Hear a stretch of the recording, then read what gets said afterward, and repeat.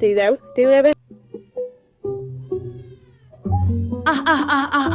takut, tidak takut, tidak apa-apa. Sama sekali tidak sakit, tidak mau, tidak apa-apa.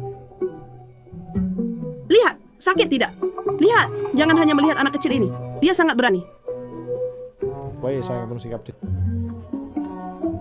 Posisi di buku itu pada dasarnya apa? Titik tengah di sisi telapak dari lipatan sendi interfalang proksimal jari manis dan jari kelingking. Pada dasarnya ada 4 titik. Baik, yang dulu disebutkan di buku disebut Tiao Ganjing. Ini adalah teknik tusukan. Meridian hati ini semua orang sudah belajar, tetapi sebelumnya kita pada dasarnya masih akan menggunakan yang disebut meridian hati, menggunakan alat jarum khusus yang saya sebutkan ini. Kamu pikirkan saja pasti akan sangat sakit, bukan? Baik, kemudian saya sendiri dalam proses praktik klinis, saya menemukan ada masalah. Saat itu saya melakukannya ada efek, tetapi untuk kedua kalinya, apakah dia akan datang? Anak-anak memiliki psikologi yang sangat menolak, yang pahit tidak mau, yang sakit tidak mau.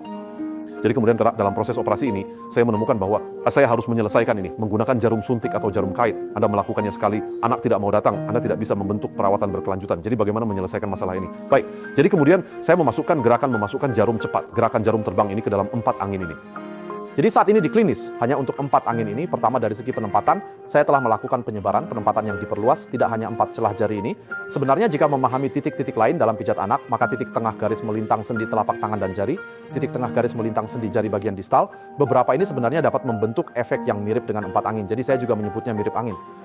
Jadi sebenarnya ini setara dengan apa? Jika anak ini datang dan kondisinya cukup parah, saya pada dasarnya menggunakan 12 titik, saya menggunakan semua 12 titik. Bukankah ini berarti jumlah rangsangan yang sudah diatur cukup berat? Benar? Maka saya juga bisa membentuk rangsangan 8 titik. Benar? Jika saya ingin lebih sedikit, saya hanya menggunakan 4 titik. Jadi pada dasarnya saya membuat analogi antara jumlah rangsangan titik akupunktur dan jumlah gram obat, membentuk pola penggunaan yang sama. Ini satu hal.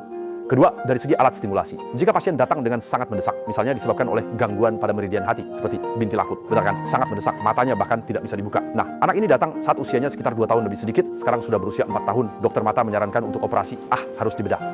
Namun ketika saya membukanya, saya melihat bahwa itu adalah kondisi kemerahan yang menyebar. Jadi sebenarnya ini adalah apa? Ini adalah contoh khas dari konstitusi meridian hati. Ini adalah konstitusi. Anda harus memulai dari konstitusi. Pada saat itu, pada dasarnya saya menggunakan 12. Kita sebut saja 12 angin. Semua orang tahu apa yang saya maksud. Jadi pada dasarnya saya menggunakan jarum suntik untuk menusuk semuanya. Baik, setelah melakukannya sekali, kedua kalinya sudah sembuh setengah. Jadi dilakukan 3 kali. Tidak perlu mempertimbangkan toleransi anak, karena dia cukup baik, bisa dikendalikan oleh orang tua. Dan dari segi urgensi penyakit, saya perlu dengan cepat membandingkan dengan indikasi operasi. Sekali sudah ada efek, 3 kali menyelesaikan masalah ini. Setelah 3 kali menyelesaikan masalah, dia akan muncul masalah. Jangan menolak, tidak seperti itu lagi. Jadi saya pada dasarnya menggunakan jarum wajah 0,16 x 13, sangat ringan. Sambil berbicara dengan anak kecil seolah bermain, menyembunyikan jarum di jari telunjuk. Saya bilang, ayo sentuh tangan, lihat. Pada dasarnya dengan cepat menyentuh 12 titik ini. Jika Anda masuk pada waktu yang berbeda, maka jumlah rangsangan Anda akan sangat berbeda. Setelah menentukan bahwa itu adalah masalah pada meridian hati, pilihan Anda untuk memilih antara menstimulasi, menusuk, atau menekan meridian hati. Dan apakah Anda dapat secara tepat menyesuaikan setiap metode akan menentukan apakah Anda dapat mencapai efek pengobatan. Pengobatan ini harus selalu dalam batas yang tepat. Dosis obat harus selalu sesuai agar Anda dapat mencapai hasil terbaik. Jadi harus ada pertimbangan mengenai jumlah yang tepat, apakah itu sesuai atau tidak. Dan tekniknya juga sama.